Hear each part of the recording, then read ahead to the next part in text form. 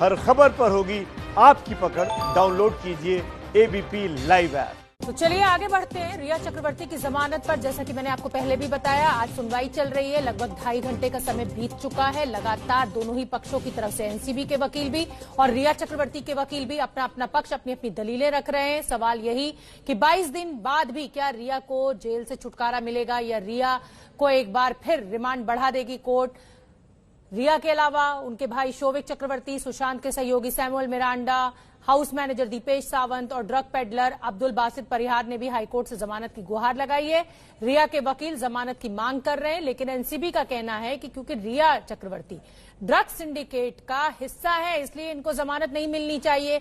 ये 4 तस्वीरें भी हम आपको दिखा रहे हैं। अंकित का मैं रुख कर लेती हूं।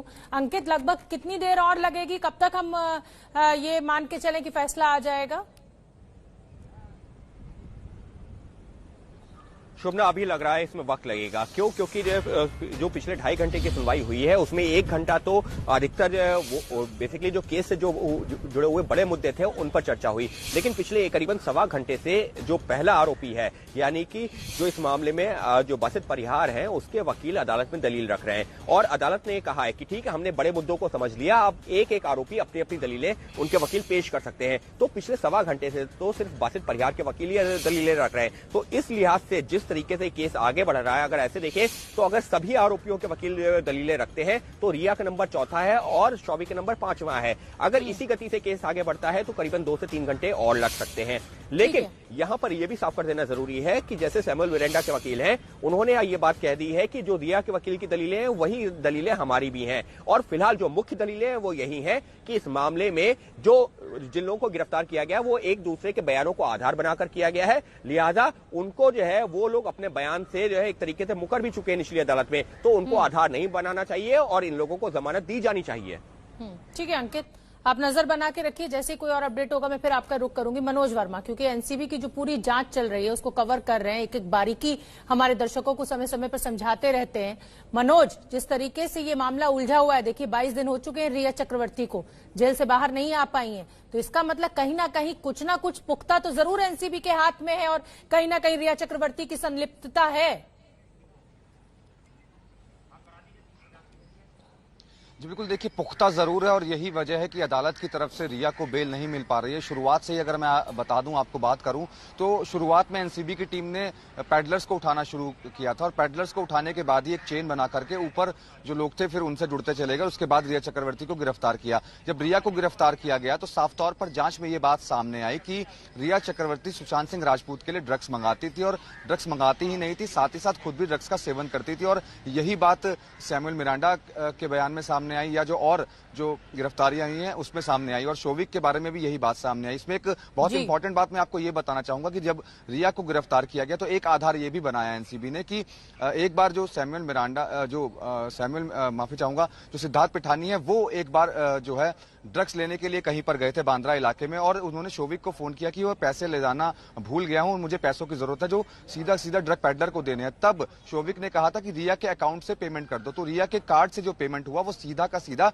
ड्रग पेडलर के अकाउंट में गया। तो ये भी एक बहुत महत्वपूर्ण जो है सबूत एनसीबी के पास मौजूद है। इसके अलावा कई लोगों के बयान एनसीबी के पास मौजूद है जो साफ तौर पर ये बताते हैं कि रिया ही ड्रग्स मंगवाती थी, बल्कि खुद सेवन भी करती थी और ये ड्रग्स जो है आगे सुशांत को दी जाती थी। तो कहीं ना कहीं जो अब एनसीबी ने रिया को एक ड्रग सिंडिकेट का हिस्सा बताया और जिस तरीके से धाराएं लगी हुई हैं उसमें मुश्किलें बढ़ने वाली है। जिस तरीके से निचली अदालतों से लगातार बेल जो है रिजेक्ट होती गई, तो एनसीबी आज भी यही चाहती है कि बेल ना मिले। इसी तरीके से जो एनसीबी के वकील हैं वो जिरह कर रहे हैं और वो अब भी यही चाहते हैं कि बेल ना मिले, क्योंकि अगर बेल मिलती है इन आरोपियों को तो जो केस है वो उनका खराब हो सकता है। बिल्कुल मनोज, और जांच एजेंसियों के लिए बहुत अहम हो जाता है, ये उनकी सफलता मानी जाती है कि वो अपने कितनी पुख्ता तरीके से कोर्ट में अपने साक्ष्यों को प्रेजेंट करते हैं ताकि बेल ना मिले जो भी आरोपी हो। मैं वरुण जैन का रुख कर लूंगी। वरुण जैन, लगातार ये कहा जा रहा है कि अभिनेत्रियों के नाम तो सामने आ रहे हैं, लेकिन जो अभिनेता है बॉलीवुड के वो क्या एकदम पाक साफ है? क्या उनका किसी का नाम सामने नहीं आ रहा है? अब जैसे जैसे एनसीबी की जांच ये आगे बढ़ रही है, क्या लग रहा है आने वाले दिनों में दीपिका पादुकोण, सारा अली खान, तमाम अभिनेत्रियों के फोन से जो डाटा निकलेगा उसमें कुछ बड़े अभिनेताओं के नाम भी आ सकते हैं?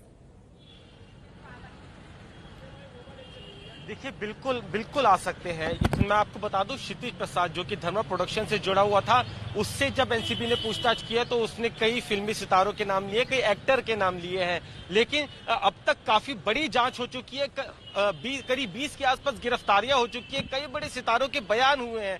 तो यही वजह है कि अभी मीटिंग में ये तय किया गया है कि अब तक की जितनी भी इन्वेस्टिगेशन है उसको एनालाइज किया जाए और इस केस को आगे और पुख्ता कैसे किया जाए, क्योंकि जो फिल्मी सितारों के भी बयान दर्ज किए गए हैं उन्होंने भी नपे तुले जवाब दिए। यही वजह है कि उन सबके मोबाइल फोन को फोरेंसिक जांच के लिए भेजा गया, उनका डेटा को रिट्रीव किया जा रहा है। तो यानी कि एनसीबी की कोशिश ये है कि अब तक की इन्वेस्टिगेशन में जिन जिन से पूछताछ भी हुई है, गिरफ्तारियां हुई है, उनके खिलाफ एक स्ट्रांग एविडेंसेस हम इकट्ठा कर लें और उसके बाद ही हम आगे किसी को सम्मन दें, क्योंकि ऐसा ना हो कि सम्मन देकर पूछताछ करते रहे और उस पर नतीजा कुछ ना निकले। तो इसलिए अभी कुछ फिलहाल के लिए, कुछ दिनों के लिए जरूर एनसीबी रुकी हुई है, लेकिन इस समन का दौर आगे शुरू होगा और कई सूत्र ये बता रहे हैं कि कई बड़े नाम, कई एक्टर्स के नाम भी उनके सामने, एक्टर्स के अलावा दूसरी फील्ड के लोगों के भी, बड़े लोगों के नाम सामने आए हैं।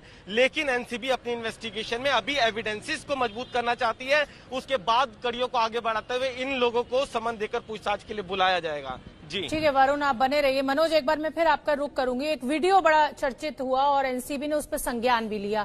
करण जौहर के द्वारा ये वीडियो शेयर किया गया था सोशल मीडिया पर। उसको लेकर जांच कहां पहुंची है और उस पर क्या अपडेट आपके पास?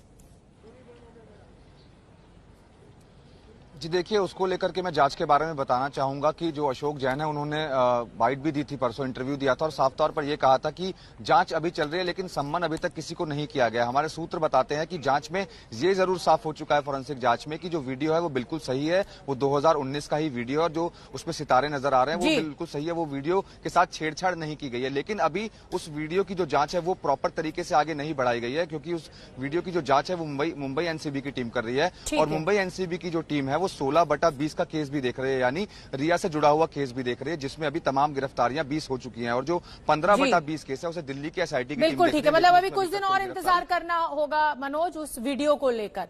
तो चलिए अब आपको दिखाते हैं